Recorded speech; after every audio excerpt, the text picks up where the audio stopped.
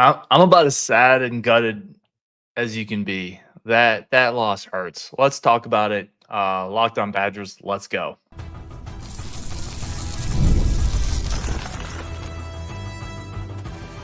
You are Locked On Badgers, your daily podcast on the Wisconsin Badgers. Part of the Locked On Podcast Network, your team every day.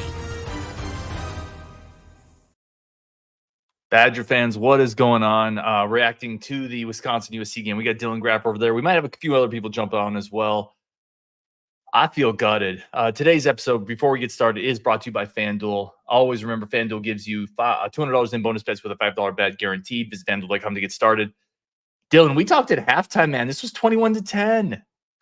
Yeah, we're about to have a real different conversation than we were about an hour and a half ago. Is that the worst half of Wisconsin football ever? I mean, probably not, but like, dude, where are you at right now? I think ultimately I'm in the same place that I've been in. I think this is a poorly coached football team. Everyone's talked about it till they're blue in the face. Like, this team obviously lacks an identity. They have absolutely no idea who they are, and I think the team that they want to be is simply not who they have the horses for right now. And I don't know. I don't know what to make of it. Obviously, the pass rush today was, in my opinion, non-existent. A couple of the stats I think are super misleading. I think that came in large part due to the secondary, honestly, doing a pretty good job in the first half to cover that up. But I don't know, man. I'm frustrated. This had a chance to be Luke Fickell's signature win, at Wisconsin so far.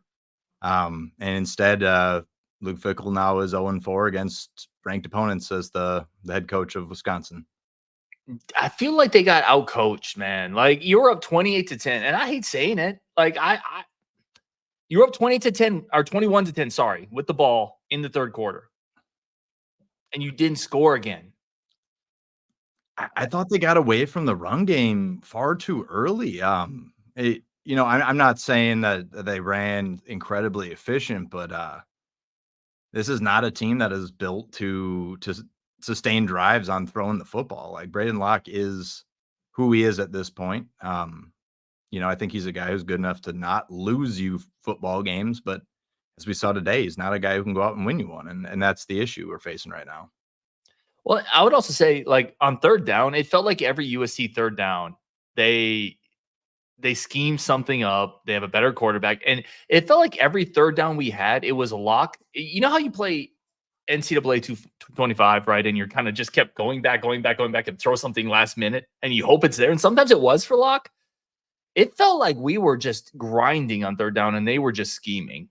And I don't know if you got that sense, but we couldn't get off the field on defense on third down. And offensively, it felt like we fell back into that rhythm where we were super predictable. It feels like we don't have anything too creative up the pocket. This was not a great long go game, in my opinion. No, not at all. And honestly, I don't think it was a great Tressel game. I mean, to your point about third downs, USC converted 11 of 17 third downs. I mean, how many games are you going to win when that's the case? We continue to get absolutely nothing from the edge rushers. That's not new. That's not unique to today. But, I thought this team kind of came out and played with some juice in the first half, and that was super encouraging. But, now we've got 17, 18 game sample size of this coaching staff. And I can't point to a single game where they played 4 strong quarters. I understand. I'm not talking about perfect football, but like, they don't bring their own juice for 4 quarters. And I don't know, ultimately that probably falls on Luke Fickell, but I just don't know what to make of it at this point. I don't know how you can be playing in the Coliseum, a game of that magnitude, up that big, and then come out that flat in the second half. I don't know what to make of it. I really don't. I'm super frustrated. The game is there. Like, it's right there. Let me, I don't even know where to go with this. And I will please defer to you if you have some specific things you want to talk about. Cause these therapy shows are literally about like emotional. Let's get together as Badger fans and get our feelings out so we don't go drink 12 beers, which I'm probably still going to do. Let's be honest. There were a couple moments in this game though, where I'm telling you, I'm screaming at my TV, dude. Like 3rd and 10, you run a swing route to Jackson Aker. Why isn't that Dupree or Ches? Right. I completely agree. Like you right away, Darian Dupree gets in on the first drive and I'm like, okay, like I like this. They put together a package for him. He's part of the game plan, and then we don't see him again. And I just don't understand that. Like you have to put your playmakers, the few that you do have, in positions to make those plays, and they just weren't there. And and I'm not putting this all on anybody. Obviously, this was complete team failure, but like Will Pauling drops a major pass on third down, in the game. And it's just like, I don't know. There's just no unit in particular that is executing and doing their job. And I just don't know where you go from here. I don't have confidence that I think everything needs to click right for us to somehow back into a bowl game right now. Like I think we are in serious jeopardy of our 22 straight winning seasons, being out the window. And with this new look Big Ten, I don't want to get too down, just because I'm emotional after a frustrating loss, but like I question how long it's going to take for us in this portal era to kind of get back to the program that we've been. Yeah, I agree. And by the way, I want to mention how appreciative I am of Dylan jumping on the show. Dylan's one of my favorite people I've interacted with. I know we're all salty, but Rajiv is at the game. Justin's, I think, hate drinking. No, he said he had something going on. So Dylan jumped on, which I'm super appreciative of. A couple of people are talking about BA's tweet. Keegan says, bring up BA. I don't know his tweet. So I can pull it up real quick. I actually just saw that right before I hopped on. Definitely an eyebrow raiser. Says, I'm going to hold my tongue for now, but y'all are going to see me on a podcast one day explaining exactly what was going on my last season there with a couple crying faces. I mean, he's welcome to come on mine. He's been on here. I love BA. I think one of the points we made is we sold him short a little bit. Like, I don't think we've been fully appreciative enough of what he did last year. Yeah, I think that's one thing that like I definitely think I fell into that category of underappreciating Braylon Allen's, talent. Was he a scheme fit last year? Absolutely not. But he really gutted out some big stuff down the stretch last year and was a reason that we, became bowl eligible. Like he was huge down the stretch. And I kind of thought coming into this year that there was maybe an opportunity with this Badgers backfield, with maybe some better schematic fits that like they wouldn't necessarily be better talent wise, obviously, but I thought that there might be an opportunity for them to fit this system better. And I like to throw that take out the window and just say that I was dead ass wrong. We are sorry. Let me ask you this, dude, because there's so much you can go with this. I just want to ask you purely emotional. What pisses you off more, dude? The 4th and 1 stop, the Tyrell Henry muffed punt when we had gotten a stop and we were still up 21-10, or the fact that we just have no tempo whatsoever when we're down and we got to score the ball. And I know it's like at the end of the game, I know it's over, dude, but it's like the fan in me is just like score, get a stop, score again. And we're just running the ball literally down to 5 seconds. What pisses you off more? I think it's pretty clear to me. Like, I know there was a large faction of the fan base that was irate about the 4th and 1 play call. The game flipped when Tyrell Henry muffed the punt. Yeah. Like we had all of the momentum in the world at that point, and that's when it all flipped. Now, the 4th and 1, like I'll just say this. Statistically, the numbers say that running out of the shotgun is, slightly more efficient. I don't think it's anything too drastic, but at the end of the day, if we're not able to execute it, then like we have to do something different. I throw the numbers out the window if you simply don't have the personnel or ability to execute it. I think overall, maybe my greatest frustration lies in, kind of what you were just talking about. It's the tempo we were playing with. Like early on, again, Braden Locke is what he is, but I think he was by far the most comfortable when we played with some tempo. And truthfully, going into the game, I didn't think that was something that I wanted them to do, because I don't think we have I don't think our running backs are talented enough. I've been fairly vocal about, I don't think our receiving talent is particularly good. Even before the season, I still don't think that's true. But when they were playing with some tempo, at least they got them flat-footed a few times, and our offensive line, which is a strength, was moving the piles, and they just, there's no consistency even in a singular game plan into what they want to be. And I don't know. I think it's just that, like, I want them to pick a lane and just lean into it, because right now, I think having 1 foot in and 1 foot out is just it's not leading to results. And they're going to have to. I just think they have to pick a lane and stick with it at this point. They are what they are. Dude, I am so frustrated. Let me tell you this. We're gonna take a quick break. We're gonna come back and talk about positives that we could take out of this game if it's there. We do have to take one quick break. Come right back with Dylan and maybe a surprise guest jumping on as well. That's coming up next on Locked On Badgers. One quick break for our friends of the show over at Robinhood Gold. You don't need a silver spoon to eat up financial favors of the 1%. Robinhood Gold allows you to get the rates and the perks usually reserved for the high society. Now, the resourceful individual with Robinhood Gold can earn the very liberal rate of 4.5% APY on invested cash, receive unlimited 1% bonuses, reward with the handsome 3% investment bonus of an IRA account. Robinhood Gold provides the privileges of the high net worth for any net worth. These generous benefits are now available for only $5 a month. The new gold standard is here with Robinhood Gold. Sign up at RobinhoodGold.com/gold. Terms do apply for product-specific disclosures. Visit Robinhood.com/gold. Investing involves risk. Rate may change. Gold membership is offered by Robinhood Gold LLC. All right, then let's get back into this. We got Rajiv jumping on the show. We got Dylan here, both two of my favorite people. Oh, you were there at the stadium. What happened? Dude, I tried to cheer as loud as I could to keep this game going. But, man, the second half was absolutely brutal. I'll tell you what, I was so hyped. By the way, the Badger fans that traveled for this game, huge numbers. I mean, there were tons and tons of Badgers in there. It was a great atmosphere. But, yeah, shout out to Chip from the Discord, by the way, who has this tailgate set up behind me. They're waiting to open it back up for post-game tailgate. But, man, I'll tell you what, it was off. The muff punt killed us, absolutely destroyed us. That was it. It changed all the momentum. And, I mean, all we had to do, we were owning the ball. I think some of the play calling was just very suspect. But I will say this. I'm curious as to what you guys have talked about Braden Locke yet. I don't think he had that bad of a game. I think in general, I was kind of surprised at what I saw out of him. Obviously, the deep shot in the first half was great. We took a couple deep shots. But the short game play calling was absolutely brutal. I can't understand what we're doing out of the shotgun on 4th and 1. Yeah, I mean, I'm just super disappointed, but I will say the Badger fans were out in numbers here, so it's been fun. Dude, it's always good to hear from Rajiv on the ground. I'm curious, what's Dylan thoughts on Braden Locke? I mean, I think he's got a hard cap ceiling. I don't think Braden Locke is a starter quality quarterback. I do think that he is.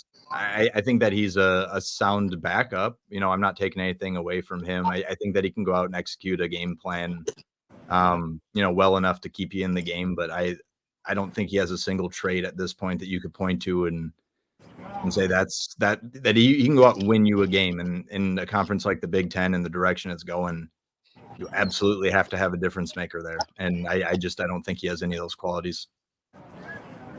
Yeah, I don't disagree. I don't think I agree with the hard cap ceiling, but I think ultimately, he's going to be our guy for the rest of the season. And I was actually somewhat pleased with what I saw. I honestly just expected after the 2-week break, I'm glad it wasn't worse. I think he managed the game pretty well, especially the first half. The long passes were good. The interception at the very end, it looked like, and I never really saw a replay of it, but it looked like it was behind Tretch or whoever touched it and that kicked it. But yeah, I mean, so there were some bad throws, but I think in general, we got enough out of Braden Locke that we could have won this game with that. I think we needed to run the ball more in the second half. On 1st and 2nd down, I thought we kind of went away from that for some reason. It seemed like on 1st down we were averaging 5 yards a carry on the running the ball. Why did we stop? And let's be honest, I mean, I'll finally say it. Ches needs less carries, and we need to give it to Yak. We need to give it to the other guys. I was happy to see Dupree in there in the first half getting some carries, but he never saw him again. So, yeah, I mean, overall, it was, again, I'll say this again, we got outcoached again. It seems to happen.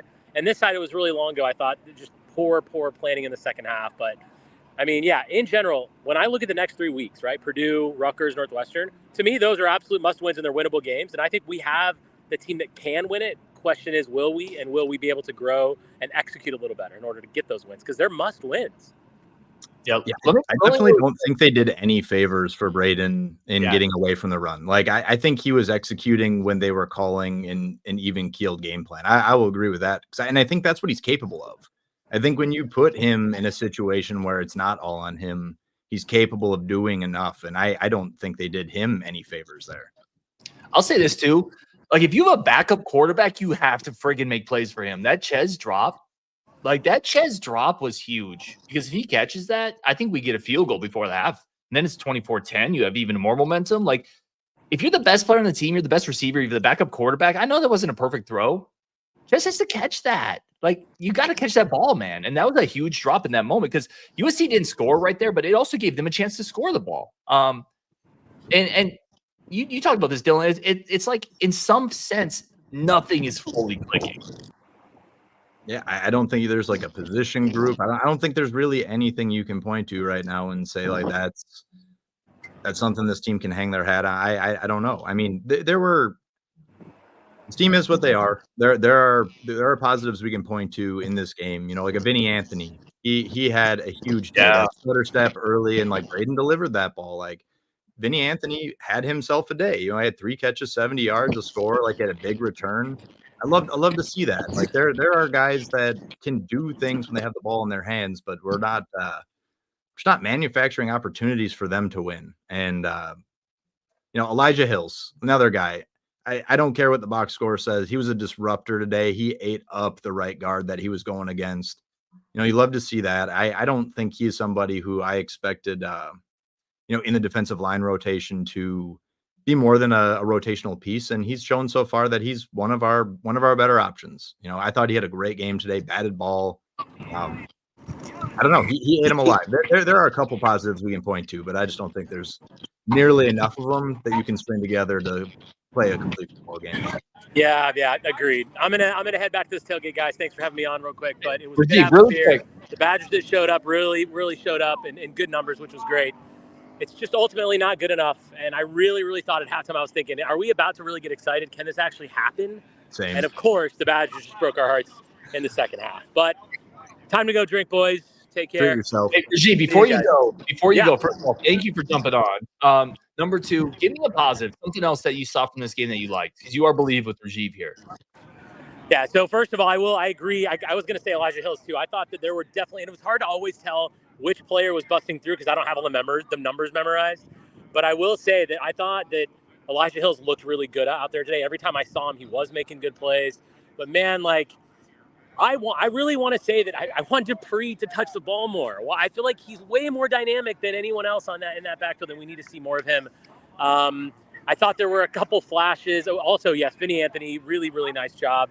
Will Pauling had a couple big drops, but I will say, watching it from my perspective in the All-22, Will Pauling gets open, man. Like, we need to find him more. Like, there's definitely his route running is really crisp and really good. Did have a couple drops for sure, but I really like that, and I think it's nice to see it from this perspective so that we can actually utilize that a little better, hopefully, because we need to. But, yeah, Pauling definitely finds a way to get open. He's dynamic. All right, Rajiv, appreciate you, brother. Go drink. See you, man. Let me ask you this, man. Robert Zortson, I know you mentioned this. Does the bowl streak end? Because do you take something from this? You were up 21-10 on the road against I don't think USC is the 13th best team in the country. I don't. But they have a real quarterback. They have real weapons. Like, do you take anything positive from the big picture of this? We just fell apart in the second half, but I don't know. Yeah, I mean, maybe. Like, I think that this team maybe has enough talent that, like, they're capable of, being in some of these games, but they've just never put together 4 quarters under this regime for me to feel like that they can do that consistently. I agree that, like, I don't think USC is the 13th best team in the country, but I don't know. This team doesn't often get out to a big lead, but they're kind of there's a different vibe when they're like, I don't want to call them front runners. That's not it at all. But like when they have a little bit of a lead, like they have that juice, but they allow themselves to get down so quickly when any amount of adversity hits. And so for that, I don't think I can glean too many positives from this because they just continue to show me, at least. And I'm being negative. I'm being emotional because I allowed myself to get there at halftime. And I was talking to you on the phone. I thought we were prepared to sit here and have a really positive conversation. And they've shown us who they are time and time again. And I think it's time I choose to believe them.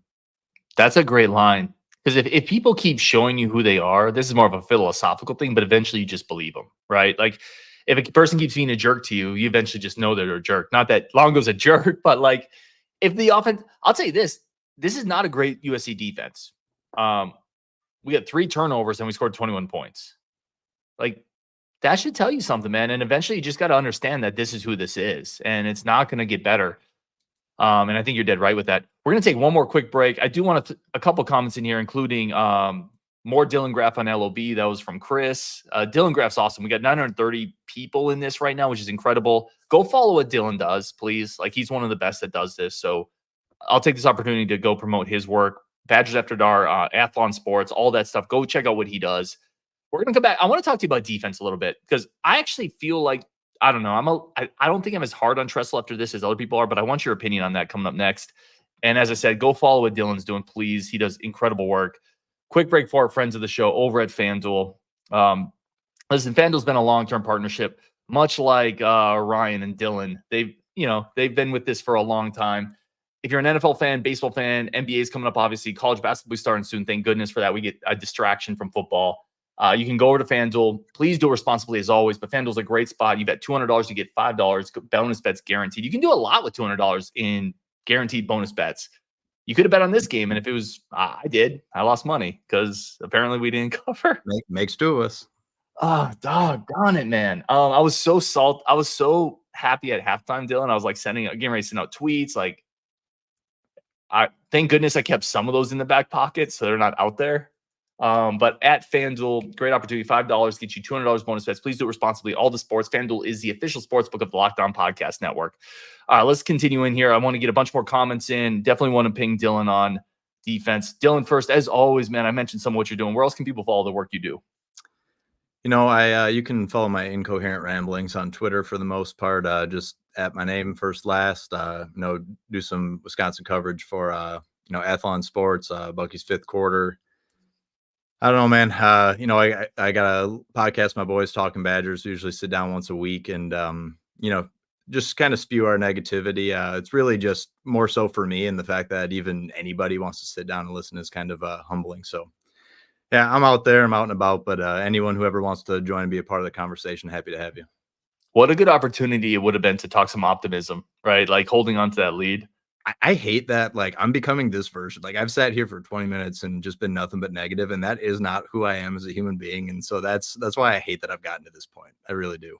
Let me just see this. Talk to me about where are you at on the defense in this game? Because Dick DiNardo brings up a comment, 80 offensive plays. How can a defense hold up to that? I thought the offense kind of left them out to dry a little bit. I don't think they were great by any stretch, but we also know this is not a lockdown defense. USC has 3 NFL receivers, if we're being honest. Miller Moss is a good quarterback. I thought this was more on the offense. Do you agree or disagree? I completely agree with you. I've said this a few times. Like, I think this is genuinely one of the better secondaries Wisconsin has had in recent memory. And I don't think anyone's going to remember them as that when the season ends, because of the shortcomings in the other parts of the roster. Like, our defensive line isn't strong enough. Like, our pass rush isn't getting after it. Like, a cornerback can only defend for so long. Like, I thought Austin Brown did some really nice things today. And Isaiah Four-Creen, made his fair share of plays. I know that touchdown on the first drive, whatever your opinion is on it, like, I thought he was largely in position there. Hunter Wohler obviously is a talent. Preston Zachman is somebody I trust. I think there are guys here in the secondary. I think that they're strong, but there's only so much they can do when the front 7 isn't doing what they need to. And I don't know if I don't know what the fix is. I don't know what the fix is right now. I think the fix is more players, like a little more talent. I think it's as simple as that. Like, I had someone text me at halftime. They said they got to get more pressure on Moss. I'm like, yeah, I'm sure Tressel would like that. Like, there's not an answer to that. You don't have enough dudes in the front 7. But I thought they held up pretty well. Like, that Zachman pick, right? The forced fumble on Moss, those aren't USC turnovers where they gave it away. Those are forced turnovers by the defense. The defense did everything they had to do in the first half to set this team up to win. 100%. They had a lead. They got the ball back. I mean, it all goes back to that Tyrell Henry muff punt. At that point, that was deflating for them. Now you give them field position, and now all of a sudden you got a ball game, and the offense isn't moving the ball comfortably. And I take issue with the play calling, but I also continue to think that Phil Longo is just not the right fit for us right now. I think we're heading towards a mutual parting of ways when this season is over. And Will Hannes' defense was just as bad. Over 80 plays, 469 yards. They couldn't get off on third down. And yeah, right. I mean, that's huge. Like you said, you're not going to win games when you're giving up 11 out of 17 third downs. I mean, Atticus Bertram's today. I'm trying to find positives here. Had a 74-yarder. I mean, that was electric. Honestly, it probably had me on my feet more than anything else. I put a tweet out after that. I'm like, God, Lord, this is what it feels like to be an Iowa fan. What a punt. Let's go. And he also got the one on the sidelines, right, with a bit of a tricky hop that handcuffed a branch. Like, Bert, I'll say this, like, we have a legit punting game, and that's not hyperbole. That's not like a backhanded compliment. That's a real thing. There is a legit punting game. He certainly bounced back from, I was covering the Bama game. He had that one that went 15 yards and ended up in the third row, and that was a pretty big low point. But he definitely redeemed himself for me today. Let me ask you this, man, because Brian brings this up: 3rd and 8, 3rd and 11, 3rd and 10 twice, 3rd and 14, all converted from USC standpoint. What's the answer there going forward? Because it felt like in most of those situations, I feel like we mostly played back. Like, we did blitz a couple times. We brought a safety. There was a 0 blitz near the goal line where Wolder gave up the touchdown. But for the most part, it felt like we played coverage, rushed 4 or 5, tried to mix it up a little bit. Do you just blitz there more and say, I hope we hold up? Or is there just no answer? I think that is the only answer at this point, is you get your athletes, out there. I mean, Jaheim Thomas hasn't really been a weapon that I thought he might be on third downs. Christian Allegro, like, somebody got to have out. I don't know. You got to get your best athletes out there. And I think you just got to send the house, and you trust the guys that you have back there. And I feel like I can live with the results at that point, because there was one, I think it was maybe 3rd and 14, and we sent a 3-man rush, and Miller Moss had all day, and they converted. And I'm just like, that can't happen. That can't happen. We don't have, we don't have the defensive lineman to make that happen. Like, obviously we're missing James Thompson Jr., but one man alone does not change what we're working with there. And I think that's just one of the bigger talent gaps that I think we have to the teams we're chasing. I think maybe that's why I'm so hard on maybe this team sometime, or why I've been so negative, is full transparency. Like, I'm somebody who last year I fully bought into the fact that I thought we were going to be a 10-win team right out of the gate last year, and we weren't, I think going into this year, I definitely was a little bit more pessimistic about what I thought was possible. But, the teams we're chasing, the teams that we want to be, it's just so easy to see how far away we are from them. And it's also frustrating, and tip of the cap to them. But, like, you look at Kurt Signetti and what he's doing over at Indiana, they're 5-0 today. Like, I understand they haven't played a ton of people, but, like, it's also Indiana. Like, he took a far lesser product and was able to turn it around. And I don't know, I mean, just in this weird place where, like, I still believe in Luke Fickell. I'm understanding that, like, there has to be patience here. At this point, we're further away, for me, a competitive program than I think we all thought. This is closer maybe to a rebuild than a retool than I initially expected. And we have to be patient. You can't have it. You can have it all, but you can't have it all at once. And I just see the teams we're chasing, and I just think there's a larger gap, and at key areas. We're going to need Big Cat to come through and, throw a couple milli at the quarterback position. Let me ask you this. Does your wristband say process? It does say trust the process. Yeah. That's a Sixers thing, right? Like, that didn't work for the Sixers, bro. Like, no, it really didn't. I'll show you. I'll tell you right now. I thought that this was the key to victory today. Was I went into the closet and dug out Grit Factory hat, and I thought that was it. I thought that was going to change everything. And in the first half, it felt like it was the right call, and it just proved not to be today. Probably going to lay that one to rest. Let me ask you this, man. And again, I super appreciate everybody in this. We got 966 people in chat, which is absolutely insane and incredible. And I love all of y'all. This community is incredible. Thank you from the bottom of my heart. Because this is good for me too. Like, this helps me process my feelings. This isn't just y'all's therapy session. Is this as simple as changing out coordinators, and then the talent it's not being utilized quite as well? Because I think there's moments where, again, you're running a crack toss to Tylee Walker. Like, that's not his game. You're running a swing pass to Jackson Aker.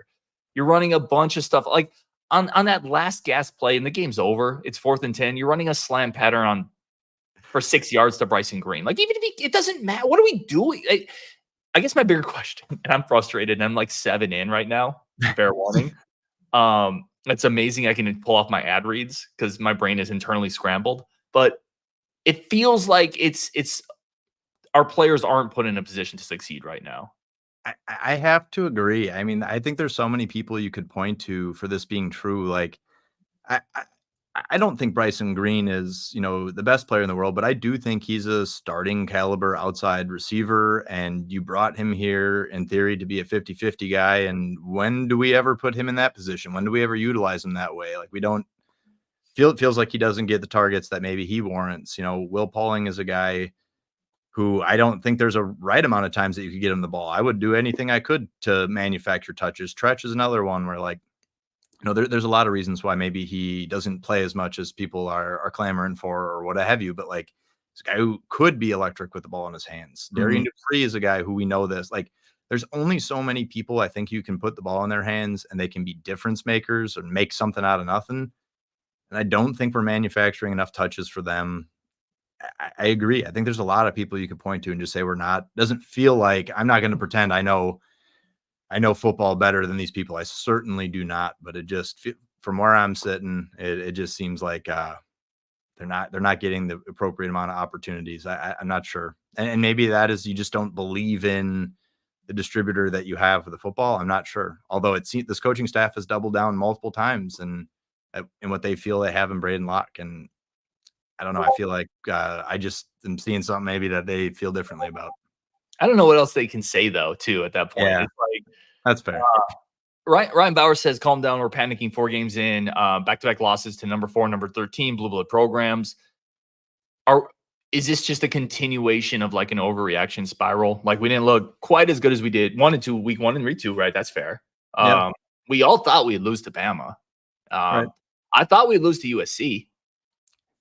Yeah, I think that's all fair. Is that, like, record wise, if you had asked me going into the year, where did I think we'd be sitting? It'd be at 2-2. But I'm also not somebody who is like, your record is what you say you are, or like, I don't believe that at all. I don't think all records are made equal. And this 2-2 doesn't feel good. Our 2 wins didn't leave us feeling good. We didn't go out and execute particularly well against, against inferior opponents. So the fact that we, I don't know, kind of pissed it away today doesn't make me feel good. I just, this leaves me with very little hope moving forward that we can do it against the teams that even we're supposed to be able to do this against. And then also knowing that we still got Penn State, we still got Oregon. Like, I don't know. Yeah, right. I don't see us moving the football against those teams. And I also don't think we have a defense like years past where we're going to hold an opponent under 100 rushing yards every game. Like, that used to be a given. And we need to be a team that takes the football away too. And today we did that. But prior to this, we only had 1 turnover on the season, and it kind of came in garbage time. So I just don't know who we are on either side. And I'm willing to give, Mike Tressel a little bit more of a pass, because if you look at the defenses he's deployed prior to being here where he's had success, the personnel groupings show something very different. He hasn't had the opportunity to maybe do that here. And I don't know if that's because he's being asked to do that. I don't know if it's because he simply doesn't feel like they have the personnel to do that. He's had, some major success before, but also, like, part of why I'm so frustrated with Longo is, yeah, he's had success before, but it hasn't really translated to winning football. Like, Phil Longo, teams that Phil Longo has been the offensive coordinator for are now 33-31, like, all time with him as their offensive coordinator. Just hasn't translated to anything more than exactly what we've gotten in terms of winning football. So I understand maybe I'm overreacting, but I also think Phil Longo is who he's always been. And he's also just not able to do it at this level right now. That's a sad and sombering number, the 33-31. I think too, it's because I agree with you. I think it's how you look. Like, 2-2 is what we expected, but you just can't give up. That's one of the worst halves. I'll just say it, that's one of the worst halves of college football I've seen Wisconsin play. Period. It's as soon as the muff punt, I was already in my head. We already lost. I knew that they wouldn't bounce back from adversity. I knew it. Yeah, it's. Let me throw some of these starred comments up here because I definitely want to get to some of these before I forget about them. Todd says, "What's more realistic, 3-9 or 7-5?" Oh, 3-9 for sure. I don't think they'll go 3-9 by any means, but I don't see any path to 7 wins. My 100th percentile outcome right now is 6. That's crazy. So this, and we're in political season. This is as political as this show will ever get. But you know how in political season they say, what's the road to the electoral votes you need, right? You need these states. What's the road to 7? Like if you're Wisconsin, you need to beat Purdue, Minnesota, Northwestern at a minimum. That gets you to 5. You got to trip up Nebraska. That gets you to 6. And then maybe the road to 7 is hard, is my point, when you're looking at what this team is. It's hard to point because none of these games are going to be a layup. There are games that I would hope that we will go out and prove that we are, better than them and play great football. But last year we kind of thought that too. And then we come and get stomped by Northwestern at home. I don't know. There's something going on in that locker room. I don't know who or what, I don't know if there's finger point or what it is, but even last week or 2 weeks ago, sorry, when we got stomped by Bama, when Luke Fickell walked into the press conference, dude, you could see the steam coming out of his ears, and he sat down and I just looked around and every single reporter sitting there looking at each other the same way. And his first words out of his mouth were, I'm going to tell you guys the same thing I told them. If you haven't had your ass whooped before, you just did. And I don't know. I think he is incredibly frustrated with what he's getting out of them. And I don't know what it is you point to. There was all those questions last year about, are people bought in? Is part of that the transactional transfer culture? I have no idea. Is it harder to build that culture in a world like this? I have no idea, but it doesn't feel like we have the solutions. I'll say this, I don't know this for sure. And you mentioned this earlier, we don't know as much football on an X's and O standpoint than Phil Longo, right? We're not that, but it's almost more than I'll ever know. 100% insane. He could get on a whiteboard and drop things that I've never seen. But you don't have to be an automobile engineer to get in a car and be like, oh, this engine feels kind of clunky, right? It's not accelerating the way other cars seem to. We know, my point is, we know when things look efficient. We know when things look like they make sense. Nothing on offense right now feels like it's setting the next thing up. It feels efficient. It feels like you're doing something that puts the fear in defenses. It's either you get kind of a broken or a one-off play. Those deep shots we got, all of those outside of that first one of Vinny, it's the Bryson Green one was a 50-50 ball, and everything feels so tough. It feels so hard to do. And then you watch USC execute, and it's just yes, they're receiving talent, and yes, they have Miller Moss. It also just feels a lot easier. And that's where I go back to Fickell, and I just think he's got to be it shouldn't be this hard, man. I see offenses all across the country putting up 30, 40. And on 4th and 1, we're doing the same thing that got us to 25% conversion rate last year. We're doing the same thing over and over again. That's why I kind of think this thing is on the outs. I agree with you. And it's not a Phil Longo shot. It's just not working. Yeah, right. I feel like maybe it's misplaced frustration on my end on Phil Longo because I just don't think it's the right fit for each other. It's hard because it's only speculation, but the whole Phil Longo comment, I'm just here to please Luke Fickell. Yeah, that's true. And when then Luke Fickell was asked about it, he just danced around it, didn't give an answer. That also was an opportunity for him to dispel it, whether it's true or not. But I just don't think it's been the right fit. I don't think it's been a great marriage. I don't think this is who Phil Longo has even truly been to this point. I think he's being asked to be somebody he's not. But Luke Fickell also looked at, I think they were closer to what they wanted to be last year, and that certainly didn't work either. Now we're sitting at 16th or 17th in the Big Ten in points per game, and I don't see that changing. Not this year, not without your starting quarterback. I don't know. I want to be a glass half full guy. That's who I am in life, but today I'm not. It's tough, man. Dark Gray says, did Justin and Ryan really think this would be a close game? I did think the Badgers would cover the spread. I always own the receipts, man.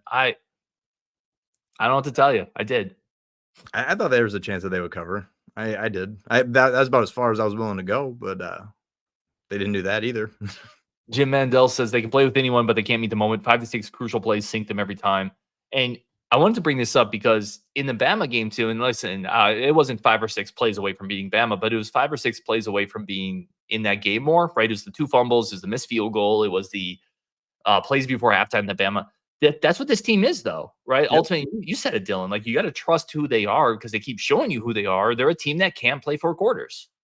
Yeah, I mean, Luke Fickell even kind of talked about it. I mean, honestly, I think it was when he kind of sidestepped the Phil Longo question. He talked about, like, he doesn't really have an issue with the plays that they're calling. He has an issue with the execution, and I think that's a great point. Like, there always is, 4 to 6 times you can point to in a game where, like, they did have their opportunity. Even against Bama, Tretch beats a man, you miss him on a deep ball. Like, they have chances, and again, that wouldn't have changed the Bama game or nothing, but, like, when they have opportunities, they don't often make the most of it, and I'm not confident that they're going to moving forward either.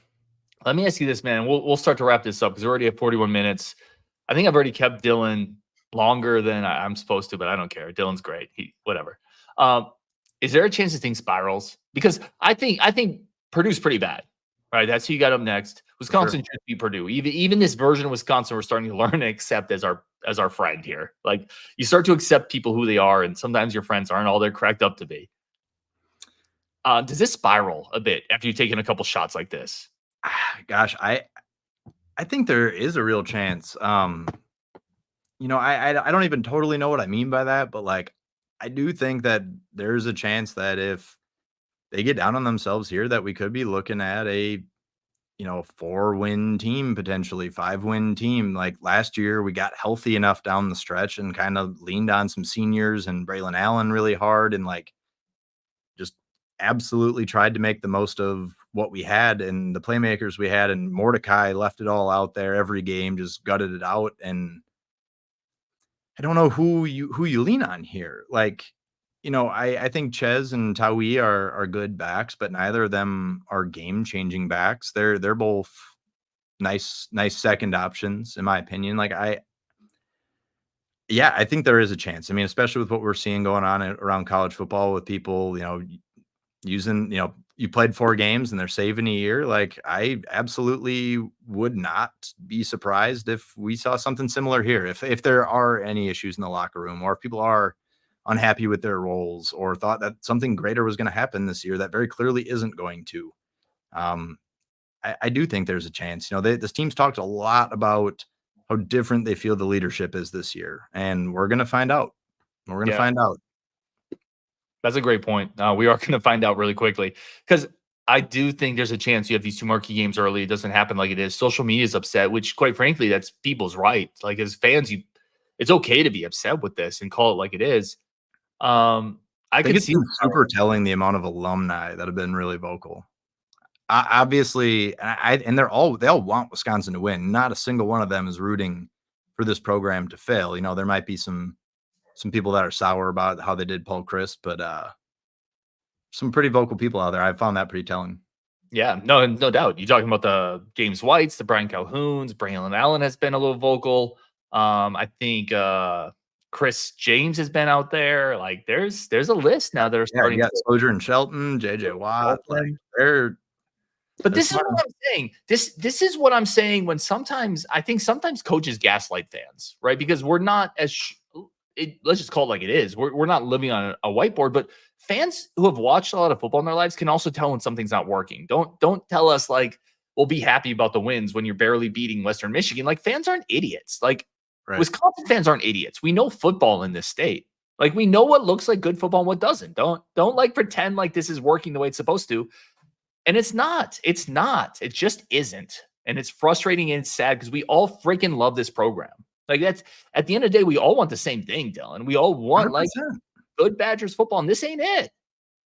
No, even in our down years in the past where we were still bowl teams, 7-8 wins, just like, yeah, I think back to, the year where we didn't have Corey Clement for like any of it. And we kind of had, had Dare and Alec Ingold, like, even that offense, which didn't have much there. Like, they still found a way to gut their way to enough wins, and in my opinion, did it with a lot less. Maybe they had a better offensive line and definitely had a defense, but we know what good football looks like.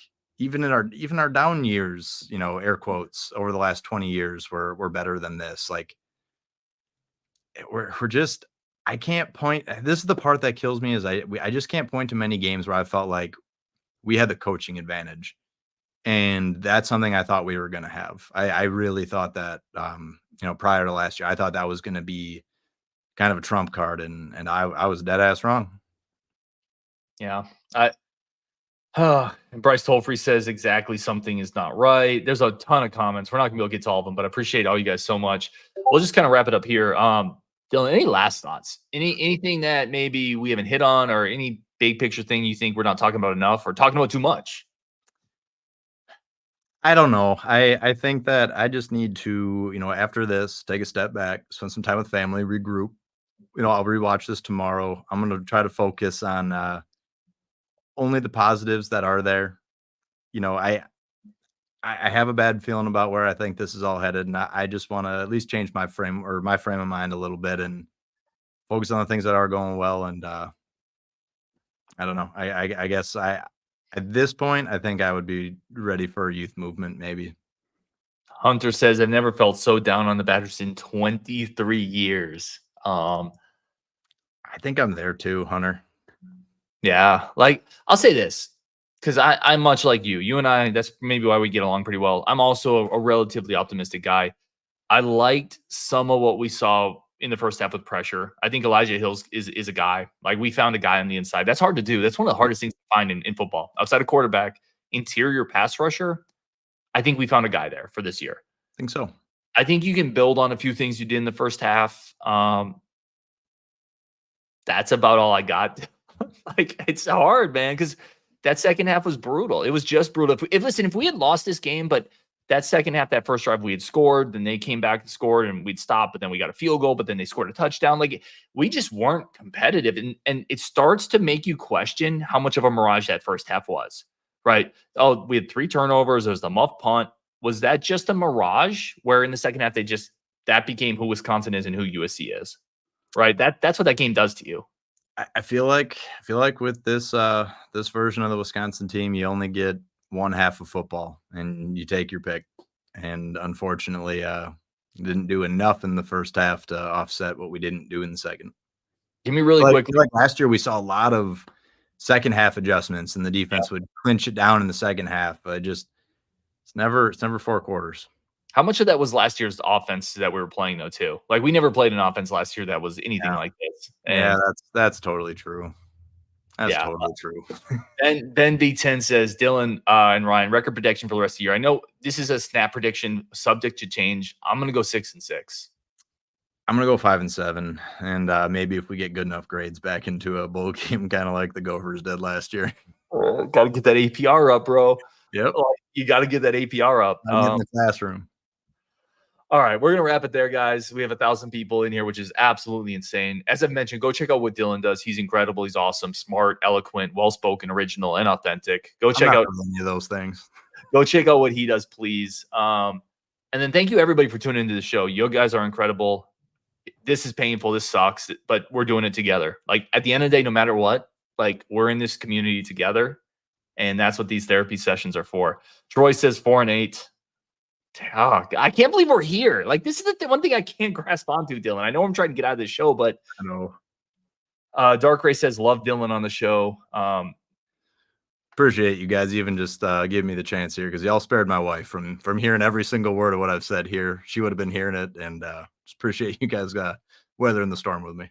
L Mills says, don't leave us. I'm sure that's to Dylan and not me. L Mills gets enough of me. Ryan's top 2, and he's not 2. Will says, started 8-4, 9-3. Now I'm more like 6-6, and I'll reevaluate after the 6th game. Yeah, I think that's kind of where I'm at. All right, we'll wrap it there. Dylan, thank you as always, man. Everybody in the chat, we'll take all these comments and wrap them up. We'll do our community show as always, kind of get all the thoughts of the show in on Wisconsin as always, but this one sucks. No way around it.